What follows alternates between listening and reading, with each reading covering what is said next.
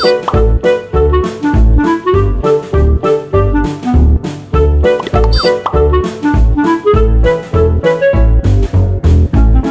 ba naman kasi ang ginawa mo sa electric fan at nasira? Nag-iisa pa naman yan. Paano na to? Paano na tayo matutulog mamayang gabi? Ang init-init. Nakahanap ka na ituturo, ano? Oy, sino bang bumili niyan? Sige nga, kinumbinsi ka lang nung kapitbahay, bumili ka na kagad ng segunda mano. O di yan ang nakuha mo. Sino bang tanga?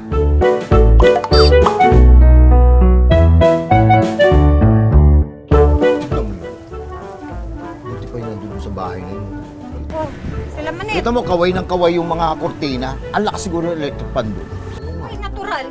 Eh, meron silang electric fan eh. Ah? Teka, uy, Ano? baka pwede nating mahiram yung electric fan nila. Yung subukan kaya natin. Hindi kasi kaya to. Matay ako sa init.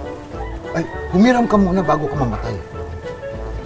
Hindi mo ako, ha?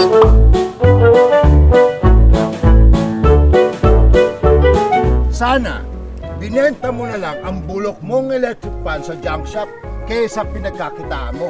Isipin mo yun, tama siya. Pinarenta mo sa amin para kumita ka. Mukha kang pera eh.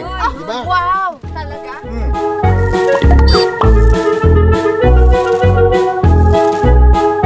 Makinig kayo sa asawa ko. Tama siya at totoo sinasabi niya. Lintik lang ang walang ganti. Pinakamaiging natin gawin, batuhin yung bahay ni Manel. Walang tigil ng pagbabatuhin hanggat hindi siya nagbabayad sa kasalanan niya sa atin.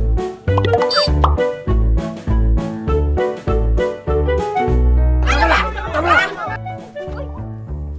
Maneta, sinasaktan mo na asawa. Teka mong Lando, ganun manakit ng babae. Kalalaki mong tao, pati babae, pinapatulan mo. Hindi pa nga umaabot eh. Eh kung paabutin ko ito sa'yo.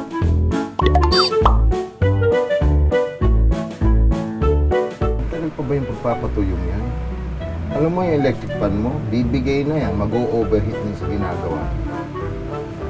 Ay, naku. Abay, dapat lang, no? Bayad kaya ang kada gamit natin. Pero alam mo, tama eh. Ano? Dapat talaga sulitin natin. Ako naman, dapat sulitin talaga natin. Halika na! Teka lang. Yung plano. Laspagin natin ang electric fan naman. Ako kaya laspagin mo.